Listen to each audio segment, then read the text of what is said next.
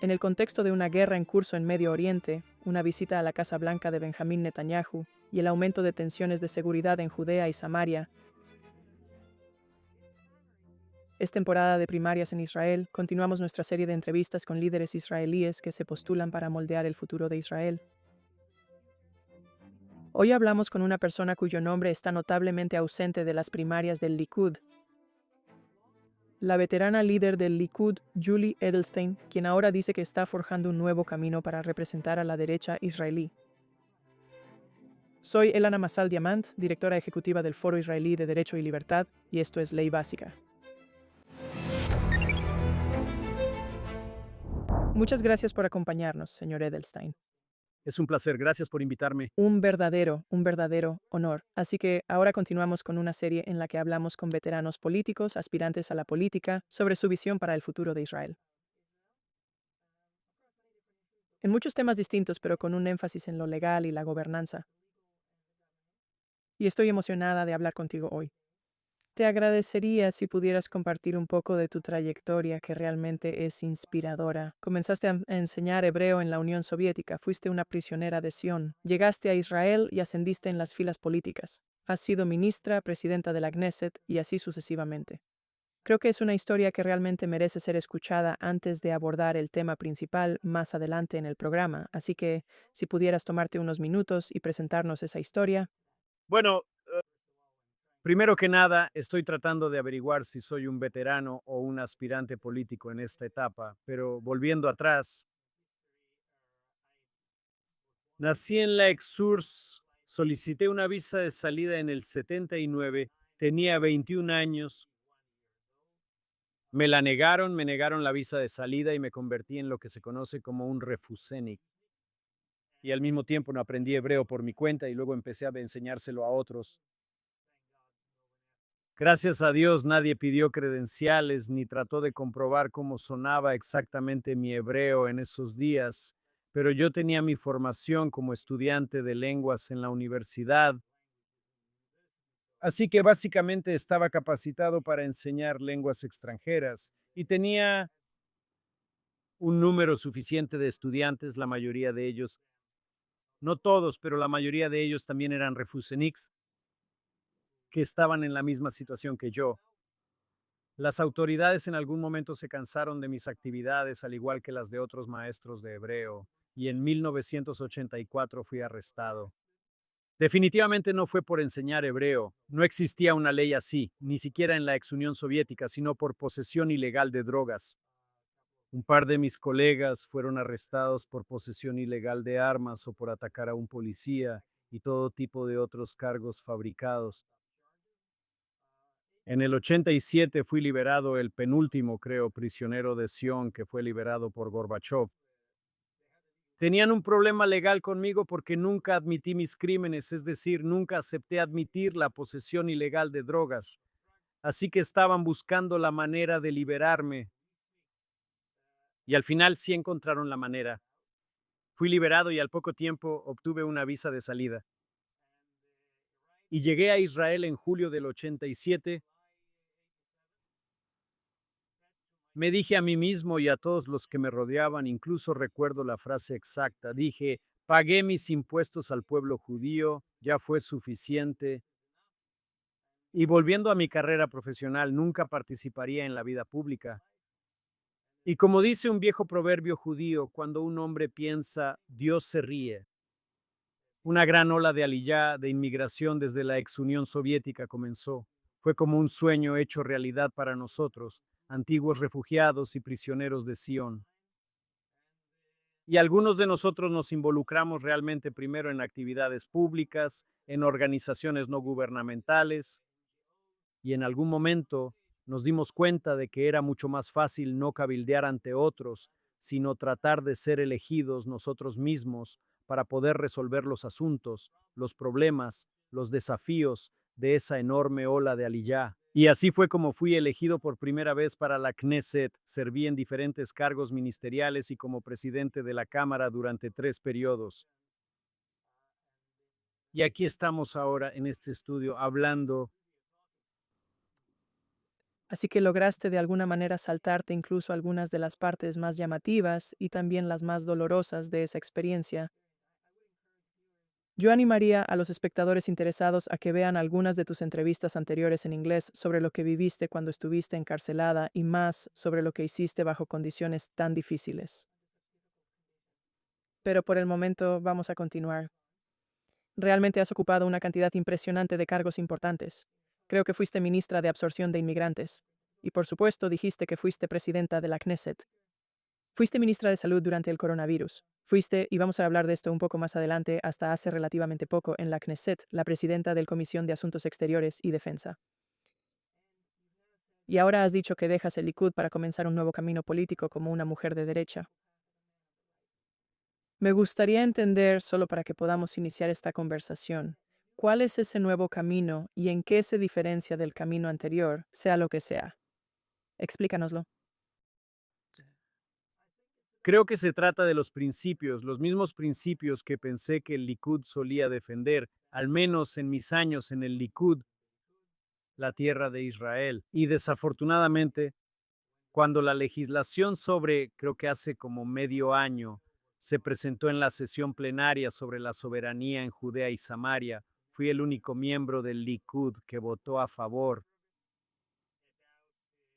Sobre el servicio militar, no es un secreto que si decimos fuerte y claro que no estamos dispuestos a llevar a cabo retiradas, ya tuvimos suficiente experiencia con los acuerdos de Oslo y luego con la retirada unilateral de la Franja de Gaza.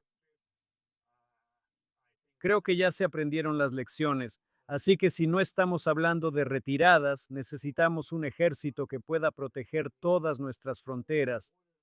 Y desafortunadamente, como presidente del Comisión de Asuntos Exteriores y Defensa, todos mis intentos de ampliar la base del reclutamiento para las FDI, para las fuerzas de defensa israelíes, incluyendo, por ejemplo, a la población ultraortodoxa, al menos a una parte de ella, aquellos que no son estudiantes de yeshiva de tiempo completo, no fueron apoyados, por decirlo menos, por el Likud y por el primer ministro.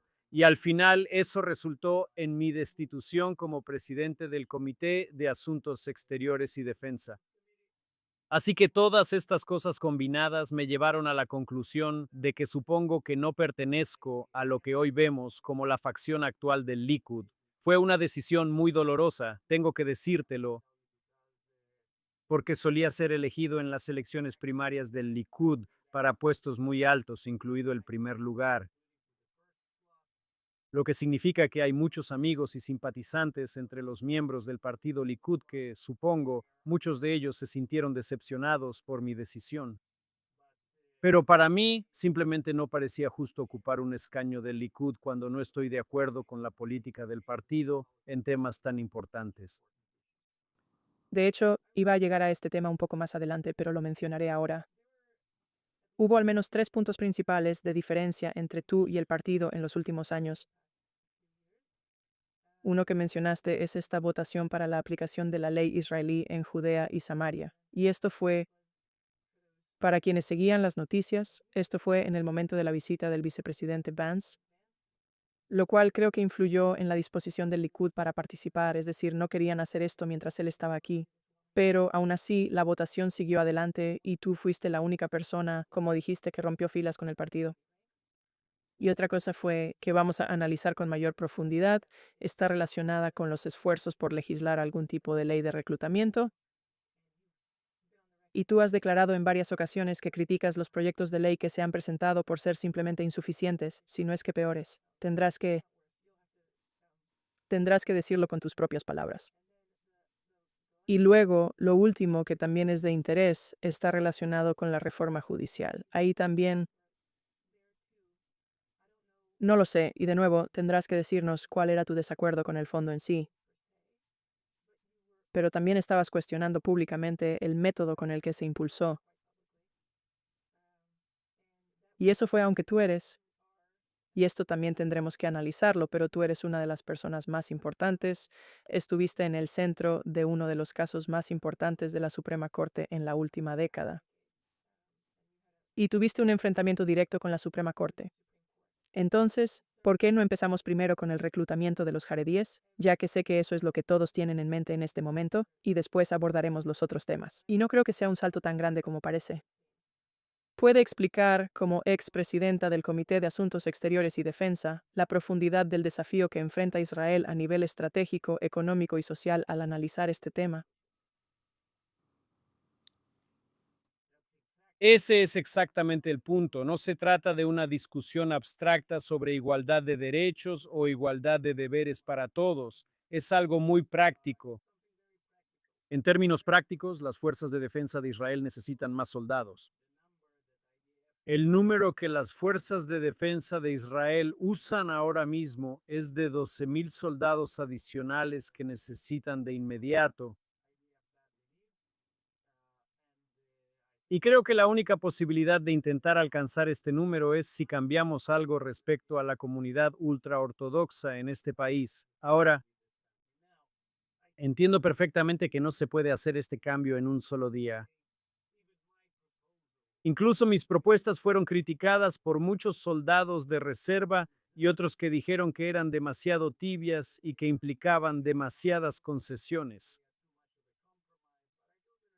Pero me di cuenta totalmente de que si queremos algo que de alguna manera pueda ser aceptado por el establecimiento ultraortodoxo, necesitamos proponer un compromiso. Al final, desafortunadamente, resultó que no era posible ningún compromiso.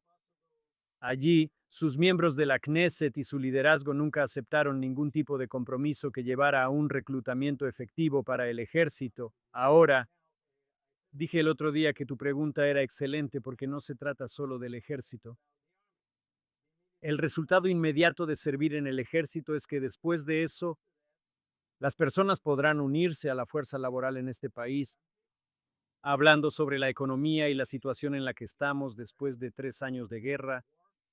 El trabajo regular, pagando impuestos y todo eso de un segmento significativo de la población podría tener una verdadera influencia en el estado de la economía israelí. Sin eso, solo será una carga para quienes están trabajando y pagando impuestos. Por último, pero no menos importante, hay algo que me molesta mucho, y es esta brecha que estamos presenciando, porque entre la población que está sirviendo en el ejército, sin mencionar a las familias que perdieron a sus seres queridos, y bueno, pero solo una familia que, ah, donde el padre o el esposo desaparece por 300 días, 400 días debido al servicio de reserva, ah, se pone en peligro en muchos casos. Este tipo de familia tiene que enfrentar una situación en la que sus vecinos, en algunos casos incluso familiares, no entienden de qué están hablando.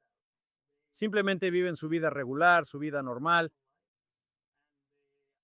Y como he dicho, estoy realmente preocupado porque las cosas que escucho a mi alrededor y el lenguaje que escucho a mi alrededor no es algo muy sano en nuestro país. Somos un estado judío. Queremos entender que hay diferentes maneras de ser judío, incluyendo obviamente la forma de vida ultraortodoxa, pero lo que está pasando ahora mismo es que no es un diálogo, son dos monólogos, es como dos personas sordas tratando de hablar entre sí. ¿Cómo sería una ley de reclutamiento ideal desde tu punto de vista? Sin entrar en demasiados detalles, y definitivamente he discutido cada párrafo de esta legislación, pero un número creciente cada año, con la distinción obvia entre quienes van a servir en el ejército y quienes evitan el servicio militar, y con apoyo para cierto número de aquellos que realmente estudian la Torá desde la mañana hasta tarde en la noche. Hay personas así, los necesitamos, pero debe haber un cierto número de ellos, y no la situación que enfrentamos ahora mismo, donde todos, básicamente pueden inscribirse en la yeshiva sin siquiera visitarla una sola vez. Porque una de las cosas a las que el establecimiento ultraortodoxo nunca accedió fue a una supervisión estricta sobre las yeshivas. Para ellos, Algún tipo de papel de uno de los rabinos es suficiente evidencia para ellos. Yo casi dudo en hacer esta pregunta, pero como estamos enfocándonos en los efectivos y las cifras, la población árabe de Israel también tiene un papel que desempeñar. Tú no tienes que dudar, eso es. Me hicieron esa pregunta muchas veces y tuve que llamar la atención de todos. La atención de todos al hecho de que la legislación que llegó a mi comité era una legislación del gobierno titulada El reclutamiento de los ultraortodoxos. Juventud, y estoy absolutamente seguro de que debe haber una discusión seria sobre el papel de la población árabe. No todos servirían en el ejército, pero creo que hay muchos casos en los que donde esta población podría contribuir a la seguridad del Estado de Israel. No necesitamos ir muy lejos. Durante las últimas guerras, Cuando Hezbollah e iraníes estaban lanzando misiles y enviando drones al Estado de Israel, creo que en términos de lo que llamamos defensa civil, la población árabe podría ser de gran ayuda, incluso en sus propias ciudades y pueblos, y no necesariamente solo en sus propias ciudades y pueblos. así que ahora intentemos pasar a la cuestión estructural, porque esto obviamente es un ejemplo de un esfuerzo legislativo de mucho tiempo, de algún tipo, a lo largo de muchos periodos diferentes para tratar de abordar un problema. Realmente no ha parecido producir resultados, o se podría decir que ha producido resultados, y luego tal vez los tribunales intervienen. He escuchado muchas versiones diferentes de por qué estamos donde estamos. A veces es completamente culpa del sistema político, a veces es culpa de los tribunales, a veces es una combinación de ambos. Y dado tu gran experiencia en las ramas legislativa y ejecutiva, me gustaría entender dos cosas. Una tiene que ver con, y puedes usar esto como ejemplo, los desafíos de avanzar una agenda a través del sistema de coaliciones. Y si este sistema existente es, ¿cuáles son sus, ya sabes, ventajas o debilidades? ¿Qué cambiarías de él? Y después de eso, me gustaría verlo desde una perspectiva diferente, que es trabajar con lo que a menudo, ya sabes, se critica como una burocracia y un poder judicial increíblemente sobreactivos, siendo política en estas dos ramas. Pero empecemos con eso, la dificultad de avanzar una agenda coherente a través del sistema actual. Es una dificultad objetiva, pero estoy totalmente a favor del sistema de coaliciones en nuestro país porque seguimos siendo una sociedad fragmentada, seguimos siendo un país joven. Y no estoy seguro de esa idea que escucho a veces, ya sabes, tenemos que adoptar la constitución. Falta una constitución en Israel. Solo necesitamos una mayoría de 61. No estoy seguro de que esta sea una afirmación sensata y no estoy seguro de que esto sea lo que el país necesita. Necesitamos un consenso en muchos temas. Aunque tengo que decir, y a veces admito mis errores, puede sonar extraño, pero a veces lo hago. Yo siempre he dicho que la única manera de realmente cambiar algo en la situación con el reclutamiento de judíos ultraortodoxos es cuando las facciones ultraortodoxas forman parte de la coalición. Entonces puedes llegar a un acuerdo y avanzar. No estoy seguro de eso. Creo que psicológicamente, en este momento, para ellos hay una gran dificultad para aceptar, como he dicho, cualquier tipo de compromiso. Así que tal vez la solución aquí sea crear una amplia coalición sionista de facciones sionistas provenientes de ambos lados del espectro político y aún así presentar la legislación que no es. Discúlpame por ser tan directo, pero no se trata de toda esta demagogia que escuchamos durante las campañas electorales, de que mañana todos serán reclutados y todos irán a la Brigada Golani, a la Brigada Givati y a los paracaidistas. Eso no va a pasar. Pero creo que presentar una legislación seria para empezar a avanzar nos permitirá, por un lado, avanzar, como ya mencioné muchas veces en esta conversación, ampliar la base del reclutamiento para las FDI, lo cual es muy necesario. Por otro lado, ya sabes, después de algunas protestas provenientes de las facciones ultraortodoxas, creo que hay una buena posibilidad de que las cosas vuelvan más o menos a la normalidad y que la situación siga su curso. Sí, pero en muchos otros temas, lo repetiré de nuevo, creo que es algo bueno ¿Qué es necesario? crear coaliciones. A veces es realmente ah, hace difícil impulsar las cosas en la Knesset, lo cual no siempre es malo, ¿sabes? Leyes que se aprueban en un solo día. Y recuerdo como presidente muchas veces discutir con la coalición de la que formaba parte, que no es tan buena idea pisotear la Knesset y seguir adelante, porque entonces, después de 1 o 2 meses, resulta que hay muchos párrafos que son contraproducentes, difíciles de implementar y así sucesivamente. Es mejor tener una discusión en el comité donde todos sean escuchados, donde fuentes externas, que no son miembros de la Knesset, vengan y expresen su opinión. Y entonces sale una legislación que ya, sabes, ya ha sido discutida adecuadamente y así puede funcionar. Estás hablando de construir consenso. Ah, lo admito, relativamente nueva en Israel.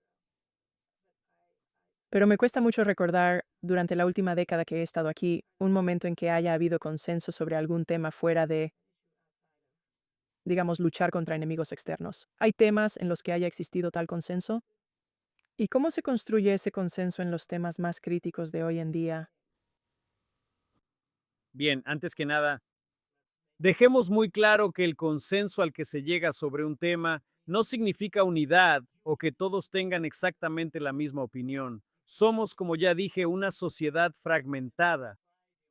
Definitivamente no somos una unidad militar donde todos tienen que marchar al mismo ritmo. Dicho esto, te daré el ejemplo más polémico,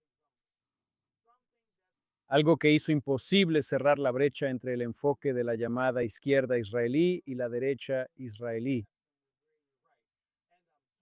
Y estoy hablando de la creación o el reconocimiento del Estado palestino. 5. Hace 10 años, ese era el tema y podías verlo en todas las encuestas. Realmente dividió a la sociedad israelí casi en dos mitades iguales. Am, en el último Knesset, 2 veces hubo una votación, una declaración, aunque no una legislación, una declaración sobre la oposición de la Knesset israelí a la idea del Estado palestino. No recuerdo, disculpa, los números exactos, pero creo que de 120 miembros de la Knesset en una votación, una fue de 90 y tantos. La otra fue cerca de 80, lo que significa que, y por cierto, mencioné diferentes encuestas justo ahora antes de las elecciones. Creo que mientras hablamos, se han realizado 10 nuevas encuestas en Israel, pero en todas ellas ves que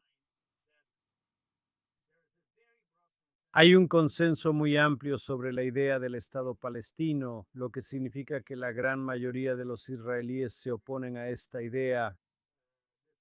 Creo que el único partido en la Knesset, los llamados demócratas, antes conocidos como laboristas, que en todas las encuestas obtienen alrededor de 10 escaños, dicen abiertamente que apoyan esta idea. ¿Qué significa eso? El 10% de la población, un poco más.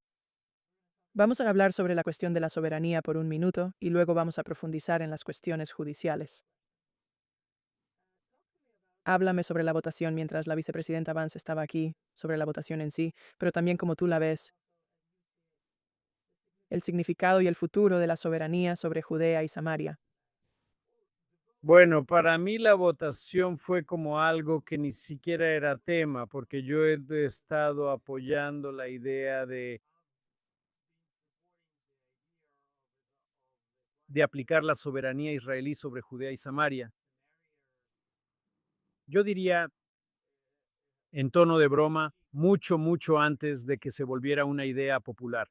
Creo que tenemos que darle claridad a este tema y a todo este comportamiento de violencia que es nuestro, pero en realidad no es nuestro. Hay esto y hay aquello. Creo, da todo tipo de falsas esperanzas a nuestros enemigos e incluso a algunos de nuestros simpatizantes que simplemente no están seguros. ¿Cuál es nuestra postura sobre este tema? Así que no puedo estar y espero nunca haber estado y no voy a estar en una situación en la que apoye públicamente una idea en particular. Y cuando llegue el momento decisivo y haya una votación, me echo para atrás. Sobre la idea en sí, una vez más, creo que está bastante claro que no va a suceder en un solo día. Y hablando de consenso, hay ciertas partes de Judea y Samaria que están gozando de un amplio consenso, un amplio apoyo en la población israelí en general. Así que podríamos empezar por ahí. Sucedió con Jerusalén Este, el mundo sigue en pie. Así que no creo que el mundo se venga abajo si esto sucede en esta etapa con Male Adumim, Gush Etzion, Ariel. Y todo tipo de otros lugares bien conocidos por todos los israelíes. Entonces, como he dicho, cuentan con un amplio consenso. Y sabes, incluso en términos prácticos, estos no son lugares que se le vayan a dar a nadie jamás. Así que creo que la claridad aquí, Es muy importante. Y nos ayudará a evitar muchas situaciones embarazosas en el futuro. habrá quienes digan, todo muy bien, muy importante, pero ¿por qué cuando el vicepresidente Vance estuvo aquí? O en el caso de los jaredíes, por ejemplo, dirán, muy importante, completamente de acuerdo. Pero si la coalición cae ahora que estamos en un momento tan delicado, en términos de seguridad, ¿qué? ¿Sabes qué puedes hacer? Entonces, ¿cuál es tu respuesta a esos argumentos? Bueno, primero que nada, en cuanto al momento, esta visita o aquella visita, yo recuerdo hace muchos años, hoy todos están sonriendo y los que son jóvenes ni siquiera creen que esa era la situación real. Hay un enorme vecindario, un vecindario relativamente nuevo en Jerusalén llamado Har Homa. Creo que fácilmente viven ahí decenas de miles de personas en maravillosos departamentos modernos, diferentes tipos de israelíes, religiosos, no religiosos. Es parte de Jerusalén. Cuando fui ministro de absorción de inmigrantes, comenzamos la construcción en esa zona, en Har Homa, y hubo protestas y se habló sobre la anexión de tierras palestinas. Toda la prensa internacional estaba ahí y recuerdo que llevé a alguien que simplemente no se daba cuenta de que era parte de Jerusalén para mostrarle el lugar. Creo que fue un equipo de la BBC que se me acercó y me hizo exactamente la misma pregunta. Dijeron, ministro, entendemos perfectamente lo que todos ustedes dicen sobre su derecho y que es parte de Jerusalén, pero ¿no cree que el momento es inapropiado? Y recuerdo lo que les respondí a ellos, y esta es mi respuesta para ti también. Les dije que me remonté 3000 años atrás y nunca hubo un buen momento para la construcción en Jerusalén. Así que esa es exactamente la situación. Hoy hay esta visita y mañana aquella visita y luego hay elecciones y después de las elecciones y luego está la visita del futuro presidente y la visita del presidente anterior. Y luego hay alguna conferencia internacional a la que el primer ministro tiene que asistir y nunca hay un buen momento. Así que si estamos seguros de lo que estamos haciendo, y no me refiero de ninguna manera deberíamos estar molestando a alguien o haciendo lo que llamamos. En hebreo no estoy seguro de que haya una traducción al inglés para eso, hacer dafta a la gente, ya sabes, hacerlo solo para mostrarles que hacemos lo que queremos. Ese no es el caso. Pero por eso, incluso en esta entrevista, digo que entiendo que estas cosas deben considerarse adecuadamente y hacerse paso a paso. Y por cierto, las críticas en muchos casos también vienen de la derecha. Dicen, ya entendimos lo que estás pensando. Estás diciendo que Male Adumim y Gush Etzion, áreas que están alrededor de Jerusalén, deberían ser, como dicen, anexadas, ya sabes, que se les aplique la soberanía israelí. Y el resto de nuestras comunidades te da igual que se vayan al diablo. Definitivamente eso no es lo que yo pienso. Pero entiendo que, ya sabes, Es algo que debería, es un proceso que tenemos que empezar. Básicamente ya lo empezamos con Jerusalén Oriental y con los Altos del Golán. Y tenemos que continuar con este proceso. así que permíteme finalmente pasar a los temas judiciales porque realmente quiero discutirlos. Y haré algunas preguntas generales y luego algunas más. Supongo. Algunas centradas en políticas públicas, solo para entender tus perspectivas. ¿Qué dices sobre la crítica al equilibrio actual de poder entre la Knesset y el gobierno, donde muy a menudo, cuando entrevisto a personas en el programa,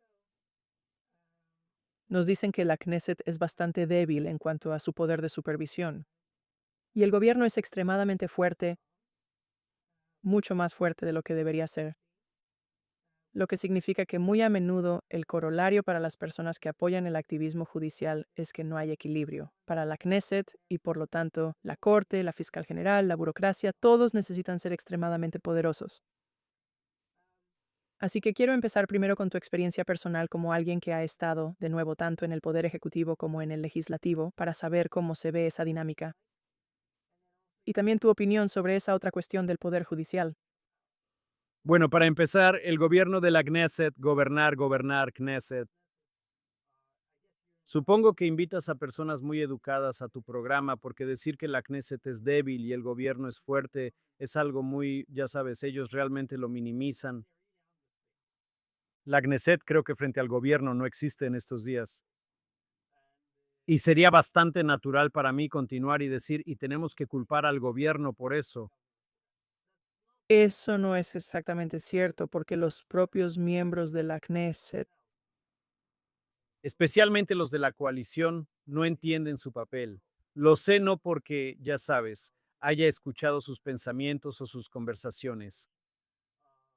Eso ha quedado en actas desde hace bastante tiempo, incluso cuando yo era presidente, y definitivamente con todo el argumento que mencionaste varias veces cuando fui presidente del Comité de Asuntos Exteriores y Defensa.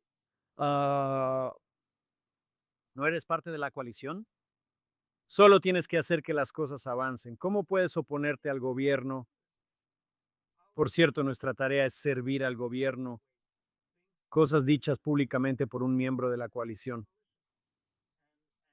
Y toda esta idea de que un miembro de la Knesset es elegido para servir al gobierno, una vez más, intentaré ser tan educado como los otros invitados y diría que es contraproducente. Y para cambiar la situación, necesitamos realmente que la Knesset se vuelva mucho más fuerte. Para que los presidentes de las comisiones se den cuenta de que ocupan esos cargos, no para aprobar automáticamente la legislación del gobierno. Por cierto, no se trata solo de temas controvertidos. Al principio de este periodo, ah, se presentó alguna legislación, se presentó un proyecto de ley importante ante mi comisión. No había nada realmente controversial al respecto. Había un consenso bastante amplio, pero era, ya sabes, no estaba bien preparado en la etapa inicial. Y cuando pospusimos la reunión y dijimos que el gobierno tenía que trabajar en ello, el ministro encargado de esa legislación vino a mi oficina, un nuevo ministro sin experiencia parlamentaria ni experiencia en el gobierno, y él dijo exactamente la misma frase. Dijo, Yumi, no entiendo, ¿no eres parte de la coalición? ¿Por qué hace falta discutirlo más? ¿Por qué tienes que tener discusiones adicionales? Solo aprueba la legislación. Fue un malentendido bastante honesto, ya sabes, sobre cuál es el papel del Parlamento en nuestro sistema. Y como he dicho, realmente necesitamos cambiar eso. Es algo, esta cultura que describes es algo nuevo, es algo que siempre ha existido. Y si es un cambio, entonces, ¿qué crees que lo causó y cuándo?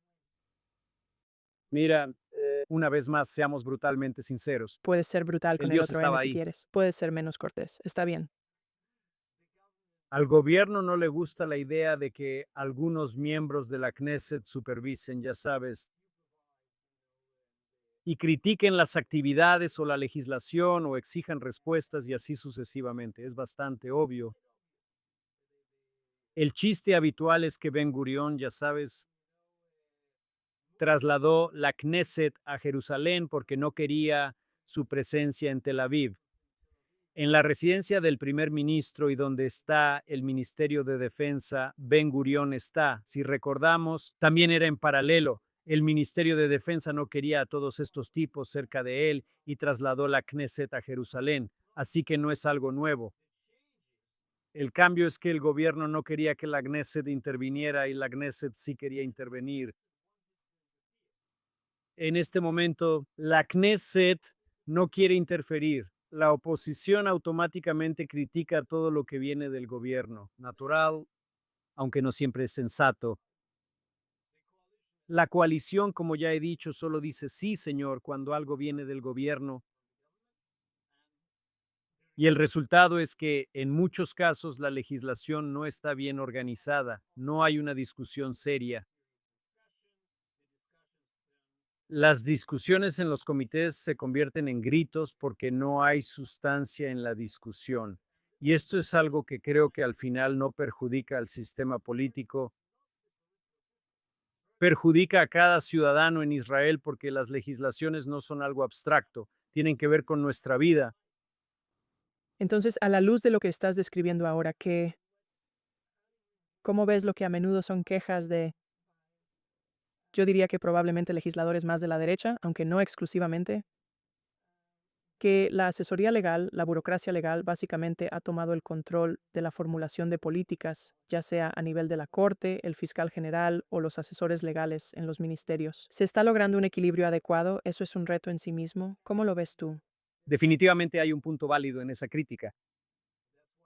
Por eso me decepcionó tanto la forma en que comenzaron las reformas judiciales actuales. En enero, la del 23 se llevó a cabo porque básicamente enterró la posibilidad de los cambios necesarios en lugar de promoverlos.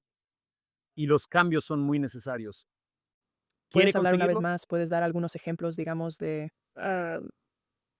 legislación o políticas que fueron... ah, Por ejemplo, la facilidad con la que la Suprema Corte anula la legislación de la Knesset no es algo muy bien recibido. Una vez más, cuando no hay discusión, cuando todo es un griterío, cuando el gobierno impone lo que quiere, de alguna manera puedo entender a la Suprema Corte, pero eso no significa que esté bien. Y recuerdo que fue un caso específico, algo no estaba correctamente? discutido durante las discusiones del presupuesto en la Comisión de Finanzas. Yo exigí, como presidente de la Knesset, exigí una votación adicional. El asesor legal de la Knesset apoyó totalmente mi postura y exigió una votación adicional. El comité estaba dudando. Alguien, mientras tanto, fue a la Corte Suprema y la Corte Suprema apoyó mi postura y la del asesor legal de la Knesset. Y expresé públicamente mi enojo con la Corte Suprema. El juez que emitió ese veredicto es alguien a quien conozco personalmente. Y después dijo, sabes, no puedo entenderlo, apoyamos a la oposición. Y le dije, no tienes derecho a interferir en los asuntos de la Knesset de esta manera. Y si realmente decidiera imponer mi opinión en el comité, tenía mis maneras de hacerlo. Podría decir que el presupuesto no llegará a la sesión plenaria antes de que tengan una votación adicional sobre este tema. El presidente de la Cámara tiene el poder de hacer eso. Desafortunadamente, ¿sabes lo que está pasando en la Knesset? Y aquí metes el dedo en la llaga. ¿Por qué la Knesset es tan débil? Porque la mitad de la Knesset, digamos hoy, la oposición en la Knesset estaría muy feliz con lo que estoy diciendo en cuanto a las relaciones entre la Knesset y el gobierno. Y la coalición en la Knesset estaría muy feliz de escuchar lo que digo sobre las relaciones entre la Knesset y el sistema judicial. Hay muy pocos, si es que hay alguno, miembros de la Knesset que estarían felices de escuchar ambas partes de lo que estoy diciendo. Y esto es lo que hace que la Knesset sea muy débil. Entonces, a la luz de lo que estás diciendo, ¿cómo crees que am, ¿cómo debería cambiar el Poder Judicial? Y ya hablaste de algo similar a lo que acabas de describir, donde hubo una decisión a tu favor y sin embargo actuaste en contra por principios. Ya explicaste que piensas que el sistema de coalición, a pesar de todos sus defectos e incluso cuando parece perjudicarte, potencialmente ya sabes, el lado equivocado de un asunto, o bueno, no el lado equivocado, pero que has tenido que pagar un costo específico por algo que querías, aún así sales en defensa del sistema de coalición. Así que, dicho eso, ¿cómo? De nuevo, ¿cuál es tu ideal sobre cómo debería ser la relación entre el gobierno canadiense y el poder judicial? Sabes, mencionaste que no te gustó la forma en que se promovió la reforma judicial, pero tuviste problemas con el contenido. ¿Habrías sugerido algo distinto en el fondo? ¿Y sugerirías algo distinto en el fondo? Primero que nada, como dije, los cambios son necesarios. Si quieres que lo diga en una sola frase, diría más equilibrio, más Más, autocontención. puedes decírmelo. Está bien. Como he dicho, eh, más poder para la Knesset, que en realidad es el representante del pueblo. Menos facilidad con la que la Corte Suprema anula leyes o interfiere incluso en los asuntos internos de la Knesset. Menos atropello de la Knesset por parte del gobierno y más supervisión de la Knesset sobre las actividades del gobierno. Ah, Creo que estas son cosas que se podrían llevar a la Knesset con un consenso bastante amplio. Escucho a mis colegas y aunque es muy fácil convertir todo en una discusión de todo o nada, o estás a favor de las reformas o estás en contra de las reformas. Ese no es el caso. Hay ciertas reformas que son muy necesarias y hubo ciertos intentos de legislar cosas que son un completo disparate. Y creo que en el momento en que empecemos este cambio, algunas de las preguntas que mencionaste sobre el poder extra de los asesores legales en los diferentes ministerios y los poderes que a veces se describen como un estado profundo y todo eso, creo que automáticamente de alguna manera se coordinará con esto, con esta nueva realidad. Y por cierto, si revisas las decisiones de la Corte Suprema de hace 20 o 30 años, en muchos casos la Corte Suprema recurre a la Knesset. Mencionaré un tema muy conocido y polémico de diferentes maneras. Había diferentes definiciones, pero vamos a ponerlo de una manera muy simple. ¿Quién es un judío? La ley del retorno, quién es judío y así sucesivamente. Recuerdo que los jueces de la Corte Suprema se dirigieron a la Knesset una vez, dos veces y tres veces y dijeron, tienen que decidir, tienen que legislar. Si no lo hacen, vamos a intervenir. Y luego, cuando la Knesset no actuó por todo tipo de razones políticas, entonces la Corte Suprema intervino. Ahora mismo no es así. La Corte Suprema ya no se dirige a la Knesset, simplemente toman las decisiones y ya. Y esto es algo, como he dicho, de lo que tenemos que ocuparnos. Entonces, si te entiendo correctamente, ¿crees que hay leyes que se pueden aprobar que fortalecen a la Knesset y debilitan al Poder Judicial en ciertos asuntos? Ah, Limitar el poder, debilitar el poder. Limitar el poder limitar sería el algo poder. poderoso. Podrías argumentar que limita el poder y fortalece el Estado de Derecho y fortalece el Poder Judicial. Otro punto que a menudo surge en el programa es la cuestión de la confianza pública o la confianza en las instituciones públicas. Por cierto, está cayendo todo el tiempo y esto es.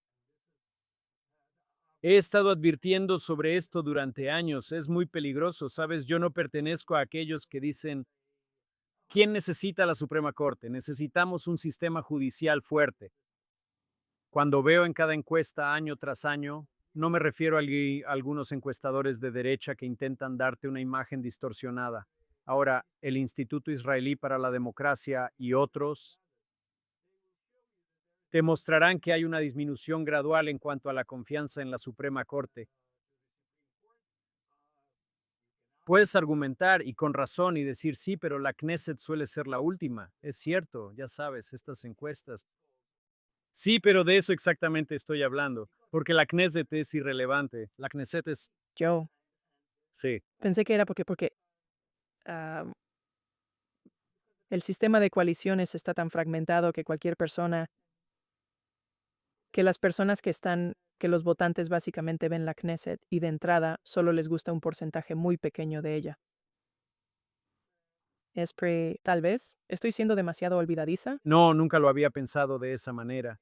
Tal vez tienes razón. que ellos desde el principio no están de acuerdo con la mayoría de los miembros de la Knesset y solo ven a una minoría ahí que representa sus puntos de vista. Pero aún así, sabes, nunca lo había pensado de esta manera. Es una idea interesante, pero aún así diría que, ya sabes, cuando la Knesset se comporta adecuadamente y lleva a cabo discusiones serias y no solo, ya sabes, gritos y silbidos y lo que sea, creo que la gente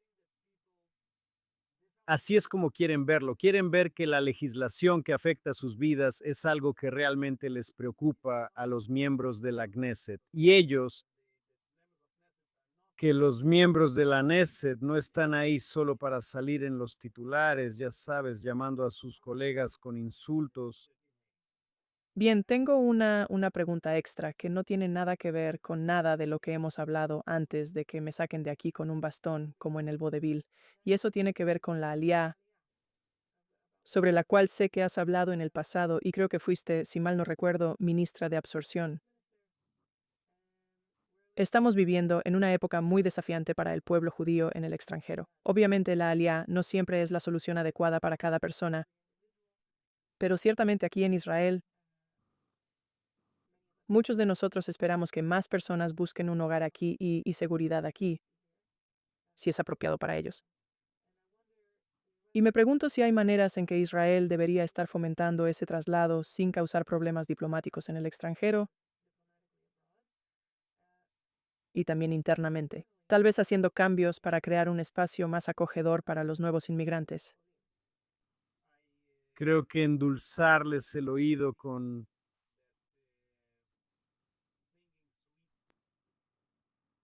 canciones y himnos a los judíos en la diáspora sobre la vida en Israel no los traerá a Israel. Esto es, como dijiste, es,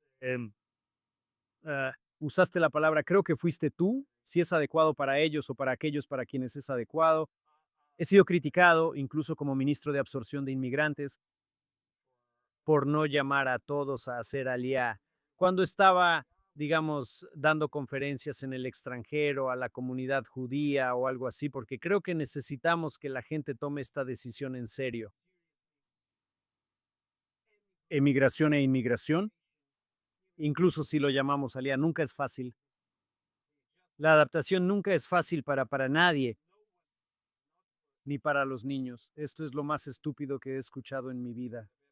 Con los niños es tan fácil. Sabes, se adaptan en muy poco tiempo. Nunca es fácil, ni para los niños, ni para los adolescentes, ni para los adultos, ni para los jóvenes profesionales, ni para las personas mayores, ni para nadie. Aún así, creo que es la mejor decisión para quienes realmente la toman. La toman en serio y vienen aquí. Sabes, lo puedo decir en primera persona. Viví algunas aventuras en mi camino a Israel, como mencionaste, y nunca me arrepiento. Nunca me arrepiento del día en que decidí dar ese paso. Y aquí, en cuanto a cómo atraemos a nuevos inmigrantes, creo que toda nuestra conversación es relevante para esa pregunta.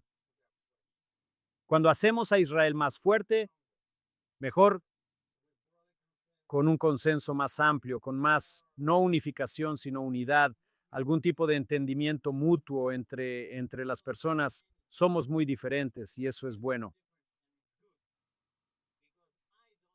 Porque no tengo nada que ofrecer, digamos, a un judío ultraortodoxo que quiere hacer aliyá, o a un judío totalmente secular que no quiere escuchar nada sobre ninguna religión o afiliación religiosa. Pero hay personas en Israel que son muy diferentes a mí y que pueden ofrecer mucho a unos y a otros y básicamente a todos. Aquí somos diferentes. Solo tenemos que escucharnos unos a otros porque si un lado gana, el pueblo judío pierde. Y esto es algo que debemos tener en mente. Todo lo que hacemos aquí, todo lo que legislamos aquí, todo lo que promovemos aquí, influye en millones de judíos en el extranjero y les ayuda o no les ayuda a pensar en la aliyá. Creo que es un gran lugar para terminar. Sé que probablemente tienes un anuncio político importante próximamente en 1 o 2 semanas. Si tuviera que adivinar, Y para aquellos, y veo, no estoy presionando. No es el objetivo del programa. Para quienes quieran seguir la historia, Cuando llegue el momento, manténganse atentos. Muchas gracias, señor Edelstein. Continuaremos la serie con otros ponentes en las próximas semanas. Le agradezco mucho su tiempo y le deseo la mejor de las suertes. muchas gracias. Realmente disfruté nuestra conversación. Gracias.